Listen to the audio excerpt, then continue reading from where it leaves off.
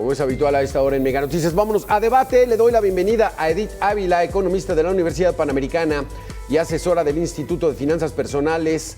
Gracias por estar con nosotros. Y Horacio Sánchez Bárcenas, docente de la Escuela Superior de Economía del Instituto Politécnico Nacional. Primero las damas. Edith, pues bueno, vaya situación. Yo lo planteé muy negativo, pero igual y me equivoco. Igual y en México abrir un negocio es rápido, es ágil, expedito, y entonces a trabajar y a traer clientes y a vender nuestros servicios, nuestros productos. ¿Cómo lo ves, Edith? No ha sido pesimista, creo que ha sido sumamente realista al mencionar las complicaciones a las que se enfrenta un emprendedor, alguien que quiere iniciar un negocio o una empresa. Pero te voy a poner otro punto que es muy importante. Tenemos muchos años hablando de las desigualdades en México y qué hacer desde la política pública, desde el para poder zanjar esas desigualdades. Bueno, cuando vemos los ecosistemas para los emprendedores, la desigualdad vuelve a ser sumamente visible. Es decir, hay 3 ciudades en el país, 3 ciudades donde es más fácil emprender un negocio y de todas maneras tienen sus retos. Estoy hablando de Ciudad de México, de Monterrey y de Guadalajara. Te sales del circuito de esas 3 ciudades y entonces el viacrucis es todavía más gravoso para quien quiere emprender un negocio o una empresa. Válgame, o sea, si nos pensamos en las grandes ciudades, ahora en la provincia, ¿cómo lo ves tú, Horacio Sánchez? O tú si eres más optimista en el sentido de que en este país se abre un negocio rapidito como hay en otras naciones. No, yo creo que es uno de los grandes pendientes que aún tenemos, y efectivamente coincido con Edith en el sentido de esa desigualdad. Fíjate que del total de emprendedores el 60% son hombres y el 40% son mujeres. Yo creo que ahí hay mucho por hacer. Otro elemento importante es los emprendedores que forman parte de los grupos minoritarios y los que no. El 80% no forma parte de los grupos minoritarios, pero hay un 20% que sí. Y en ese sentido también debería de haber más apoyos y más incentivos para que estos emprendedores pues, lograran tener éxito a mediano y a largo plazo. Porque Edith, hay una cifra que establece que el primer año creo que el 80% de los negocios no pega. O sea, no es tan fácil ser emprendedor. O sea, es arriesgar tu capital, tu tiempo, tu talento, tu creatividad. Es poner mucha esperanza en un negocio del que tú pretendes que vaya a crecer, pero no es tan fácil ni siquiera ser emprendedor. Y luego que te pongan todas esas trabas burocráticas, no, bueno. Es un tema fuerte y complicado y que lo estamos volviendo parte de la estructura del cómo se inician los negocios y no es correcto. No es correcto que el capital, el financiamiento para estos emprendedores sea escaso y muy caro. Es tan caro que, por ejemplo, las garantías que se le piden por un préstamo llegan a ser 120% equivalentes al valor del préstamo. Eso es altísimo, pero la tasa de interés es también desproporcionada, ronda entre el 20 y el 30%. Cuando se trata de un capital semilla, cuando se trata de un nuevo emprendimiento. Si el emprendimiento requiere un financiamiento menor, puede acceder a los apoyos federales más fácilmente, al de la Secretaría de Economía, al de la Secretaría del Bienestar, al de Nacional Financiera. Pero ¿sabes cuál es el principal problema que se enfrentan los emprendedores cuando no requieren tanto financiamiento para un negocio, vamos a ponerlo en el sector servicio? La economía informal. La competencia que tienen de la economía informal es una competencia que calificamos de desleal porque no tienen los costos de los establecimientos formales, con las cargas tributarias y con la exposición que tienen a inspecciones y revisiones arbitrarias donde vienen los actos de corrupción y vienen las extorsiones. Horacio Sánchez, porque aquí el actual régimen desde 2018 ha dicho, emprender es ser aspiracionista, se van a estudiar al extranjero para aprender a robar. O sea, mucha gente critica a esos emprendedores imaginando que son los que venden los refrescos de cola, las grandes industrias de electrodomésticos. O sea, los emprendedores son el 80% de la vida económica de este país, a la cual tendríamos que estar apoyando.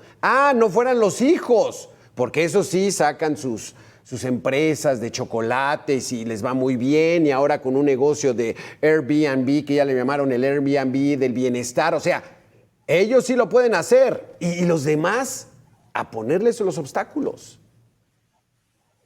Yo creo que en estos momentos y desde hace tiempo es heroico ser emprendedor. Fíjate, las cifras que da Radiografía del Emprendedor. Un negocio para ser rentable requiere el 19.8% de los emprendedores tienen hasta un año para que su negocio sea rentable. El 40% tarda entre 1 y 2 años para que su empresa sea rentable. Y el 16.7% tarda de 3 a 5 años para que el negocio pueda ser rentable.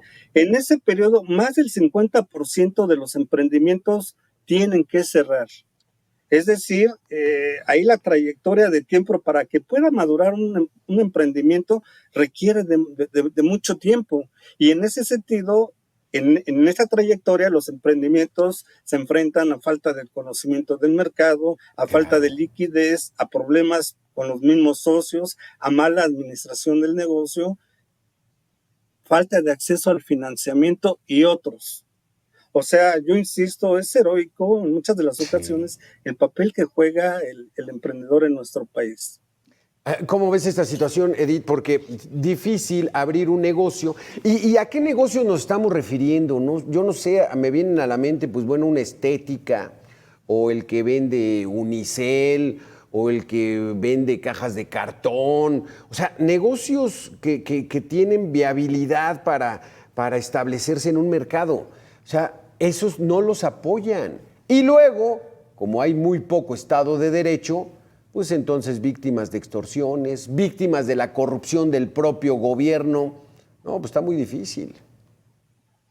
Es muy complicado, y otra vez hay que poner dos niveles de los retos que enfrentan los emprendedores. El primer reto, como menciona Horacio, es qué tan capaz eres de llevar un negocio a la práctica y que sea exitoso. Eso puede depender de la tradición familiar. Si en tu familia son restauranteros, va a ser más fácil para ti entrar en ese negocio, y así en muchos otros, ¿no? Ahora, el segundo nivel es las condiciones que el país, que México te ofrece para que tu emprendedor pueda seguir adelante. Y ahí vemos que hay cuestiones que no dependen de los emprendedores. La seguridad pública no depende de los emprendedores. Entonces, si estás en una ciudad, en una región donde el crimen organizado pone las reglas, muy probablemente tú, para empezar y subsistir, tengas que pagarles un derecho de piso. Esto está ocurriendo en regiones alrededor de Michoacán, alrededor de Guerrero, por mencionarte algunas, Tamaulipas, por mencionarte algunas, sí, así rápido. Ahora, económicamente, también al país le corresponde dar condiciones y apoyos preferentes. ¿Hay apoyos preferentes? Sí. ¿Resultan insuficientes? Sí, también. ¿Por qué? Porque si la inflación estimada prevista para este año 2025 ronda el 5 y el 6%, bueno, imagínate que lo que empezaste emprendimiento entre enero y febrero, conforme se acerca el final de año, pues estás viendo que los costos de los insumos, los costos de tus materiales han estado subiendo, sumando cada vez más, claro, mayor costo operativo.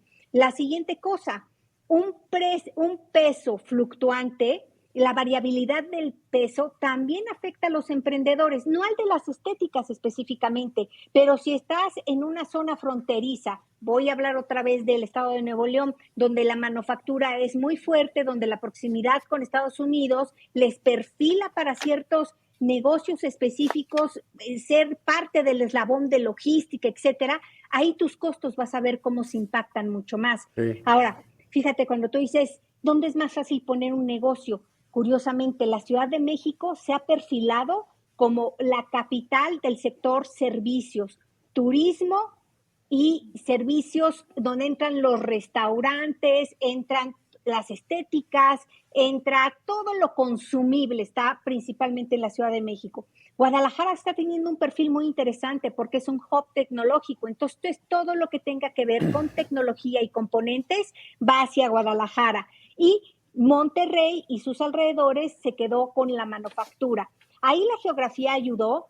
Guadalajara hizo un perfil muy interesante apoyando y centrándose en la tecnología, pero otra vez, Alberto, te sales de esas ciudades y ves que la conectividad es escasa, la energía eléctrica no te da estabilidad que a veces requieren algunas máquinas y encima se vuelve cara en determinadas épocas del año. Sí, porque y se enfrentan a otra situación, Horacio, que la competencia desleal, o sea, mejor no lo haces de la manera formal y vámonos a la calle, vámonos a la Alameda. Pues nos van a respetar porque formamos parte del grupo que vota por el partido en el poder y de aquí no nos sacan. Y entonces la informalidad es la que domina el emprendimiento en nuestro país, ¿o no? Sí, claro, es un elemento que está presente ahí desde hace mucho tiempo, que las empresas a veces tienen incentivos para irse a la informalidad. De la encuesta que le aplican a los emprendedores en torno a las prioridades que tendría que atender el gobierno están las siguientes. El 50% piensa que debe de simplificar los trámites, el 29.4% pide que muchos de los programas gubernamentales se vayan a fondo perdido, el 27% que los esquemas tributarios sean más flexibles. Otra cosa que piden los emprendedores es que haya facilidades para constituirse como empresas en línea y que no tenga costo. Claro. Generar más incentivos para la cultura emprendedora. Y yo de aquí saco una conclusión, mi estimado Alberto. Fíjate que todavía en la etapa de Peña Nieto había una institución que se encargaba de fomentar e incentivar el emprendedurismo, que era el Instituto Nacional Emprendedor. Esa figura desapareció a partir de 2018. Creo que fue un gran error. Creo que se debió de haber mantenido y fortalecido, inyectarle recursos. ¿Para qué? Pues para que fortalecieran esta actividad. Y adicionalmente de apoyar a los emprendedores, también deben de estar en las universidades, porque al final del día, los que egresan, muchos de ellos van a ser emprendedores y no hay los apoyos suficientes, insisto, dentro de las universidades, específicamente en las escuelas de ingeniería, que son las que podrían coadyuvar en dar un giro de 180 grados. Tú haces una pregunta, ¿en dónde se concentran los emprendimientos? El 85% se concentran en el sector terciario, comercio y servicios. El sector primario, que tiene que ver con la agricultura, y el industrial, el secundario, ahí solamente cae el 15% de los emprendimientos. ¿Qué nos da como consecuencia eso? Que solamente el 13% de este tipo de empresas está ligada a los mercados mundiales. Y eso pues nos vuelve poco competitivos. Seguimos importando una gran cantidad de insumos del exterior. Y cuando hacemos el comparativo importaciones y exportaciones, aunque seamos los campeones en las exportaciones, no tiene el impacto que debería de tener sobre el Producto Interno Bruto y sobre el crecimiento económico por esta razón. Sí, hombre, o sea, el panorama está sombrío, Edith. En otro tema, por ejemplo, los emprendedores pues están tratando de arriesgar, ¿no? Y de repente hay estas medidas constitucionales, hay que reducir la jornada a 40 horas, hay que aumentar las vacaciones, pues sí, esos son para los grandotes, pero quieren formalidad, que estos pequeños negocios, micro y medianos negocios, tengan a su gente bien adscrita al Seguro Social, con prestaciones. Pero pues estas medidas luego son así como para jalar votos nada más, ¿no? Absolutamente. Son medidas que se disfrazan de un interés por el trabajador, pero en realidad lo que están viendo en el trabajador es al electorado. Son medidas electorales que están haciendo. La carga es para las empresas, principalmente para las medianas y para las pequeñas. ¿Y sabes cuál es el principal problema de eso?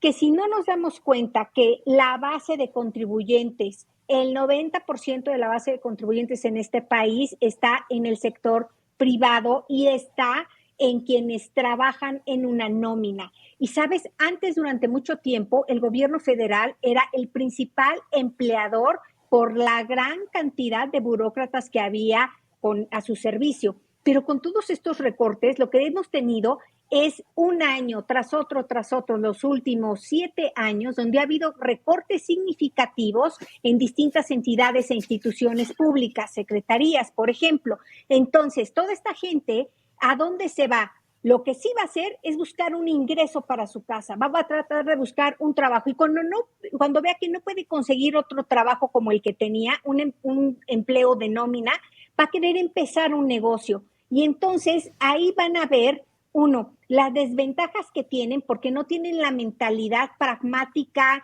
y ágil del emprendedor de abrir y cerrar sin meterle drama, sin meterle demasiada emoción al fracasó el café y sienten que se acaba. No, el emprendedor tiene también esa cualidad resiliente de que cuando algo no les funciona, parece que tienen un indicador que les da la instrucción de es momento de cerrar y moverse o es momento de abrir una segunda porque la primera va muy bien. Así hay negocios muy prósperos que son la excepción que inspira a todo el ecosistema de emprendedores donde estamos teniendo 2 polos de edades. Estamos con los jóvenes que al no tener opciones en el sector formal de empleo, de contratarse con buenas condiciones, con sus prestaciones sociales, con su seguro médico, etcétera, emprenden su negocio. Pero la otra, este sector de mayor edad, este sector que ya está en la edad de pensionarse o de ser pensionado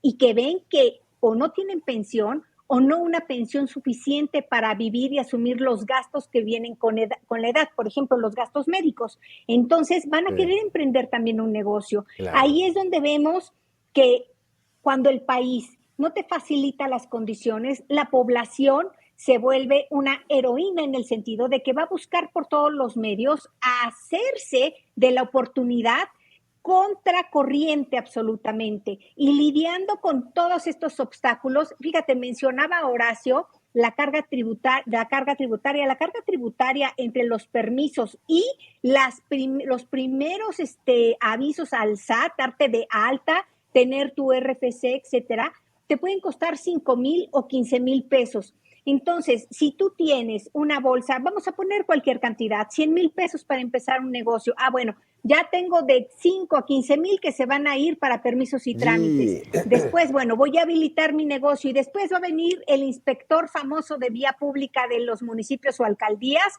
a ver que tengas todo en regla. Pero siempre encuentran algo que falla, algo mínimo, hasta el color de la pintura, literal el color de la pintura, y eso amerita una sanción, un cierre temporal o vamos a arreglarlo. Edith, se nos acabó el tiempo, desafortunadamente. Muy interesantes sus conceptos. Y además la presidenta diciendo es que todas esas son medidas neoliberales. Y entonces a los emprendedores a un lado. Gracias, Edith, gracias, Horacio. Gracias a usted por haber estado con nosotros. Soy su servidor, Alberto García Castillo. Continúen Mega Noticias.